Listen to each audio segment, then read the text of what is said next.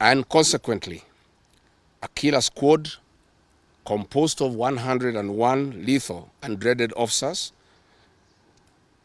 from the administration police and seconded to the National Intelligence Service, accompanied by officers from the DCI, the Anti-Terrorism Police Unit, the General Service Unit, and the regular police were deployed. This killer squad have been carrying out extrajudicial killings and abductions.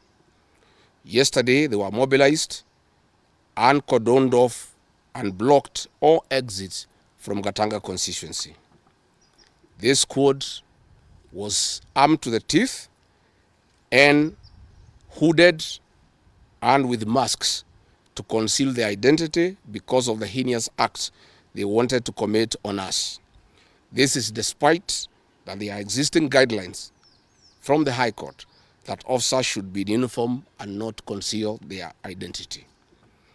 At about 2:30 p.m., we received further intelligence from the deployed patriotic officers who are not in agreement with the information that they had clear instructions to plant arms and weapons in our convoy to provide evidence to arrest us and get evidence that they could charge us with in court. After about 30 minutes, the killer squad was joined by their counterparts who are highly trained in the use of biological weapons. Their instructions were to poison me through inhaled chemicals that would paralyze my brain within 3 months. This was the intent and the purpose of the whole operation. My team and I sought alternative routes as guided by the deployed security personnel, majority of whom are our supporters and opposed to what is going on. We have credible information that President Ruto has directed that my private security personnel be disarmed and be targeted for withdrawal of their licenses so that they can leave me vulnerable to allow room for goons to attack and possibly eliminate me. President William Ruto has expressed ungovernable anger that the state-sponsored goons are being overpowered by my private security personnel who are licensed gun holders. President Ruto is furious that the people of Kenya have not forgotten about the Kiambaa church massacre, where children and women were tortured in the 2007 and /8 post-election violence, and is unhappy that I keep on reminding the people of Kenya of the heinous act. I want to say that although Kenyans forgive each other, they cannot forget this, and there is nothing the president can do about it. The president was also utterly livid that I exposed his grabbing of 5-acre piece of land inside Gong Forest, where he intends to put a private hotel. About my statement on post-election violence, this was a precautionary statement and not incitement.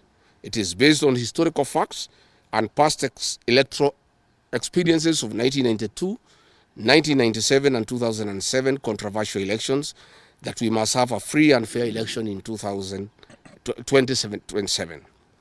It is my civic duty as a leader to remind IEBC, all agencies and institutions charged with election management, that they must deliver free, fair, verifiable and credible election. I have heard the CS Interior and other pretenders to the throne claim that they will not allow political violence. I urge them to walk the talk. Since November 2024, political violence of great magnitude has been meted on me, my family, and my supporters. Not a single case has been prosecuted. For instance, on 28th November 2024, at a solemn funeral service in Limuru, Kiambu County, I was attacked by organized criminal gangs and a police escort. On 28th December 2024, in Shamata, Nyandarua, an inspector of police flanked by criminal gangs threw tear gas canisters at me. On 23rd March 2025, at ACK St. Peter's Cathedral in Nyeri, my convoy was attacked at a church compound by a known criminal gang and a police escort. On 29th March 2025 in Naivasha town, we were attacked by the police. On 6th April 2025, at a church service in Mwik, PCA, hooded goons attacked us inside the church. We dismiss with contempt the loose talk by CS Interior that during the DCP party unveiling, where goons dared to cause chaos were fighting for handouts from us. These were state-sponsored, but fortunately, they were overpowered by security personnel and supporters. The CS has given instructions that instead of arresting the said goons, they disarm my security personnel to give goons free access to me and my supporters in future occasions. Let it be known that our party, DCP, has organic support, and we do not pay supporters to attend our meetings the way the government is doing to people to attend their meetings. Finally, let me assure the planners of this violence that you will not stop the cause of the people of Kenya. The one-term movement and the DCP party popularity will not be stopped and will not be slowed down. The cause to liberate Kenya is not about Rigathi Gachagua. All the leaders with me. Wasting time and resources to stop me is a zero-sum game. The people of the Republic of Kenya have said that lies must stop, roads must be built, corruption must stop, abductions and extrajudicial killings must stop, education and health systems must work. They are some of the things that are making the people of Kenya restless. We are putting our supporters on high alert that they have the right to express their frustrations if injustice is meted on us. My supporters and I will not be cowed or intimidated by the use of the criminal justice system to manage politics. The drama of waylaying us on roads should be stopped. If the government knows that I've committed a crime known under the laws of Kenya and identified in the penal code, they know all my homes. And I'm here. They know my Wamanyoro home. They don't need to waylay me on the road. Let them just come here, and if we have committed a crime, they can come and arrest me and take whatever action that they want to take. That is the end of the statement. Iko swali? Yes. Yes. Have you been summoned by maybe any investigative agency? There are concerns that maybe you've snapped some. I have not been summoned by anybody, and I'm waiting if there is any summon. What happened is that they wanted to plant weapons in my convoy, and they wanted to use chemicals so that they can paralyze our brain the way they did to Kenneth Matiba. And that is why we had to take an escape, an alternative route to get here. I would have wished they came here instead of wailing us on the road and using those dreaded criminals who are responsible for abductions and extrajudicial killings. And that squad works under the Director General of the National Intelligence Service. It's 101 officers who are recruited from the administration police, and they have been given special training by the National Intelligence Service, and they are responsible for the abductions and extrajudicial killings. And that is the squad that had been planned yesterday and mobilized so that they can incapacitate me and my people. Yes.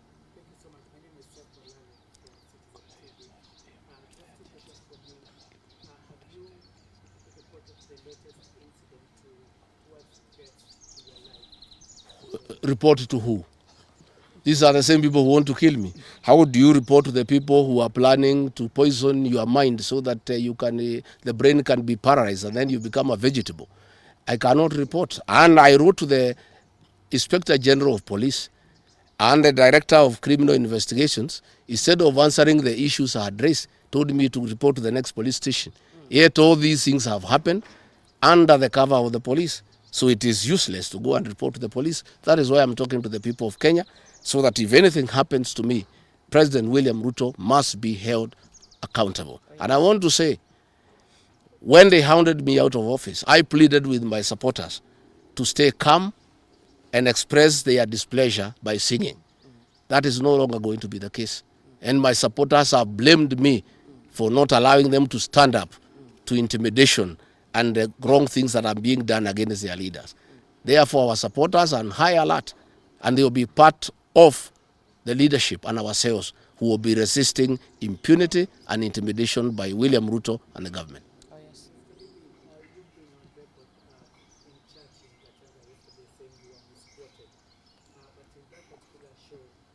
also had stating that should the elections be rigged in 2027, then it's going to be worse than how it was. I didn't say I was misquoted. I said the interpretation is wrong. People are not interpreting what I said correctly. Mine is a cautionary statement. And history is very important. During the finance bill of 2024, I did caution President William Ruto and the cabinet that it will bring problems because I listened to the people of Kenya. When a member of parliament from Rift Valley says that even if the votes are not enough, they will know how to manufacture them. When another leader from Rift Valley say they can rule for 24 years. These are the things that have put the people of Kenya on notice, and people are speaking. And as a responsible leader, I must caution IBC that the people of Kenya are saying, please don't try. And we are saying we must draw parallels from history. And all I was saying is that that has happened before in 2007, and it is possible it can happen now. And I was asking IBC to be patriotic enough to make sure they don't put the country into a crisis. That is all I did. I did not ask anybody to cause violence. I did not say people will fight each other. I just said, let's be careful. This has happened before, and it was bad. And from the way people are speaking, it could be worse. That is all I said. Yes, Waweru. On allegations of being could you or any members of your security detail be armed beyond what security officers would term as normal? No, I am a licensed firearm holder. I've been licensed as a firearm holder from 1995. Officers who helped me are licensed firearm holders within the provisions of the law. We don't carry any illegal weapons. In this country, civilians are allowed to have firearms. And since the government withdrew security around me, and there has been so many attacks against me, it was my responsibility to put up a team of civilian firearm holders to escort me around. And there is nothing that is illegal, and there is nothing that is wrong. Tumesikizana? Asanteni sana.